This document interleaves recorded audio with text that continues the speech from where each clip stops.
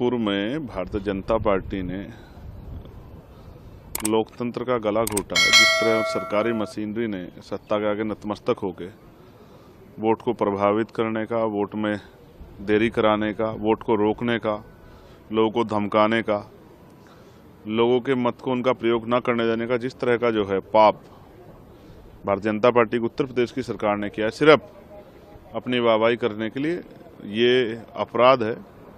आज सत्ता में बैठ के उत्तर प्रदेश की सरकार ये सोच रही कभी वो सत्ता से जाएगी नहीं, तो जिस तरह वो लोकतंत्र की हत्या कर रहे हैं, जनता उनको आने वाले समय में जवाब से देगी। और मिल्कीपुर में भी इतने उसके बाद भी हो सकता है कि परिणाम भाजपा को सबक सिखाने वाले हो। दिल्ली में भी चुनाव हुए और एग्जिट पोल में, ज़्यादातर एग्जिट पोल में बीजेपी को बढ़त दिखाई जा रही है, तो किस तरह से? एग्जिट पोल हरियाणा, महाराष्ट्र, झारखंड और लोकसभा चुनाव में भी हमने गलत साबित होते देखे। ज़्यादा दिन का समय नहीं, 2 दिन की बाद की बात है। 8 तारीख को ईवीएम खुल जाएगी, सब पता लग जाएगा। वैसे जितना सरकारी मशीनरी का प्रयोग सरकार यहाँ कर सकती थी उतना उन्होंने किया, और बहुत सारी ऐसी वीडियो और बहुत सब कुछ सामने आया है।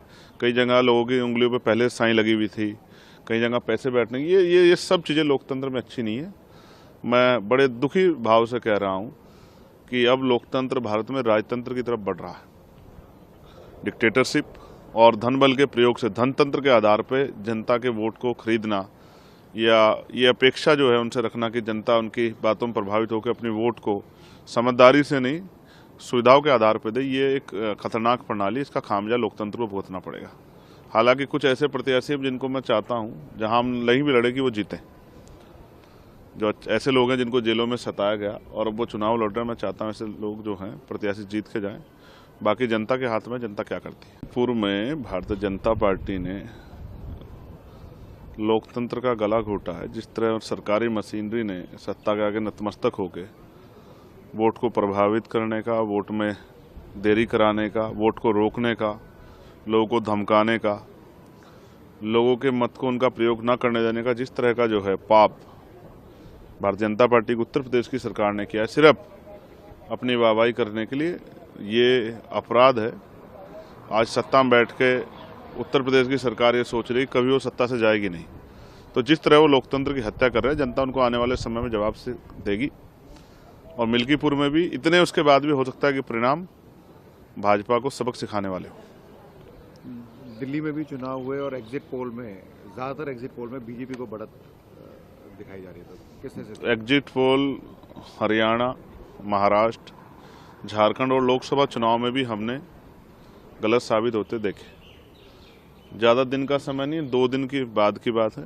8 तारीख को ईवीएम खुल जाएगी, सब पता लग जाएगा। वैसे जितना सरकारी मशीनरी का प्रयोग सरकार यहाँ कर सकती थी उतना उन्होंने किया, और बहुत सारी ऐसी वीडियो और बहुत सब कुछ सामने आया है। कई जगह लोगों की उंगलियों पे पहले साई लगी हुई थी, कई जगह पैसे बैठने की, ये सब चीज़ें लोकतंत्र में अच्छी नहीं है। मैं बड़े दुखी भाव से कह रहा हूँ कि अब लोकतंत्र भारत में राजतंत्र की तरफ बढ़ रहा है। डिक्टेटरशिप और धन बल के प्रयोग से, धनतंत्र के आधार पर जनता के वोट को खरीदना, या ये अपेक्षा जो है उनसे रखना कि जनता उनकी बातों में प्रभावित होकर अपनी वोट को समझदारी से नहीं, सुविधाओं के आधार पर दे, ये एक खतरनाक प्रणाली। इसका खामियाजा लोकतंत्र को भुगतना पड़ेगा। हालांकि कुछ ऐसे प्रत्याशी जिनको मैं चाहता हूं जहां हम नहीं भी लड़े कि वो जीतें, जो ऐसे लोग हैं जिनको जेलों में सताया गया और अब वो चुनाव लड़ रहे हैं, मैं चाहता हूं ऐसे लोग जो हैं प्रत्याशी जीत के जाएं। बाकी जनता के हाथ में, जनता क्या करती है। अमर उजाला जीवांजलि के सारथी की मदद लें और महाकुंभ में स्नान जरूर करें।